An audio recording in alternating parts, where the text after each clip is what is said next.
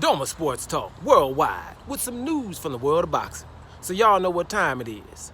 You ain't in a rush to get concussed. Now in the heavyweight division, it's looking like we might get that fight that we all want to see for like, 4 or 5 years now, and that would be Anthony Joshua, two-time heavyweight champion, had 3 belts, versus Deontay the Bronze Bomber Wilder, WBC champion with 10 title defenses. They both got something to offer. They both knocked people the hell out. So even though that fight probably wouldn't be for any belts in December, right, in Saudi Arabia, it would definitely be for somebody's head getting knocked the hell off, right? And it'd definitely be exciting. I think we can all agree on that. Now, what would be funny, though, is if they both said, you know what, we're going to be tactical on y'all ass and just have a tactical fight and fight 12 rounds, because they're both capable of that, even though people ignore the other attributes of these guys because they knock people out, and they both tend to get this monikers of, they can't really box. And I've seen that on both of these guys. They can box. Anthony Joshua even more so. He's touted as a lot more technical than Deontay Wilder, which he is. And so he's boxed against Andy Ruiz Jr. and he boxed against Jermaine Franklin just now, just to make sure he wins those fights, which, sometimes you just got to win, right? Depending on what's going on. And so I've seen Anthony Joshua do that on several occasions. I've seen Deontay Wilder do it against Chris Arreola when his bicep and his hand was broke on his right hand. I seen him jab Chris Arreola in the submission, and they play with Chris Arreola. And I think that people ignore that because everybody can't get in the ring and play with Chris Arreola with one hand. So those are things that I definitely, I pay attention to on both fighters, whether I roll with them or not.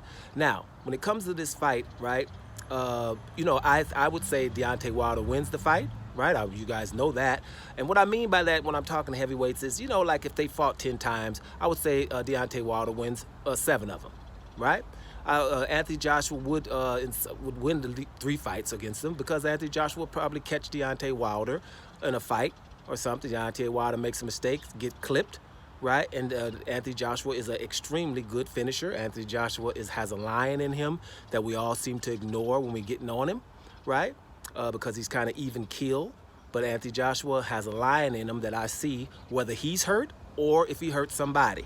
He's always like, come on, right? And I see that. So you don't knock people out without having some sort of lion inside of you. That's just the way it is.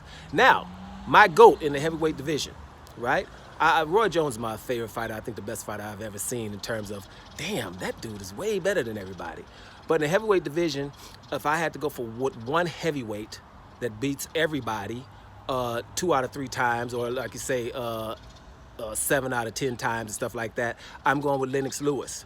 That's watching boxing for years. I'm just thinking Lennox Lewis has all the intangibles. One is because you go through the different decades of fighting, and the fighters are bigger now. So he has enough size to deal with whatever size he is, because he's about 6'5", 240, 250. He'll be able to deal with anybody. He has the skill, the mindset, the patience, the punching power, the jab, and the athleticism. I just think that your boy Lennox Lewis beats anybody throughout the heavyweight history, right? Now, if you're 6'1", 205, 210 pounds, you ain't beating him, period. And if you're 6 like Tyson Fury right now, no, Lennox gets him too.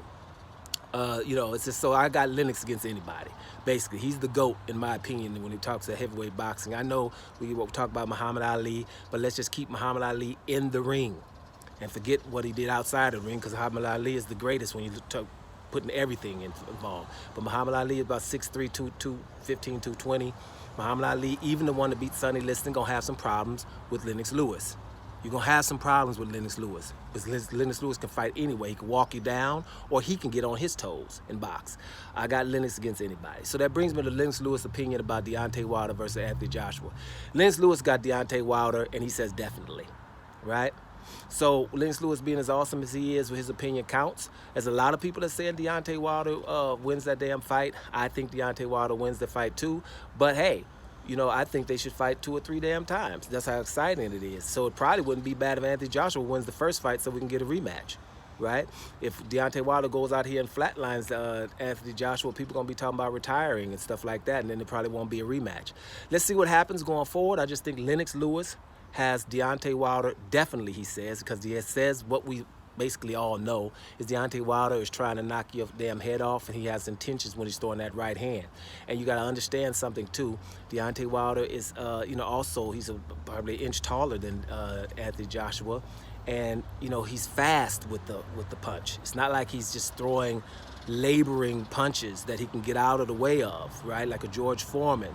Anthony Joshua could probably get out of the way of some of those punches. But that right hand comes very, very fast. And I just think that Deontay Wilder should go into the fight respecting Anthony Joshua, though, right?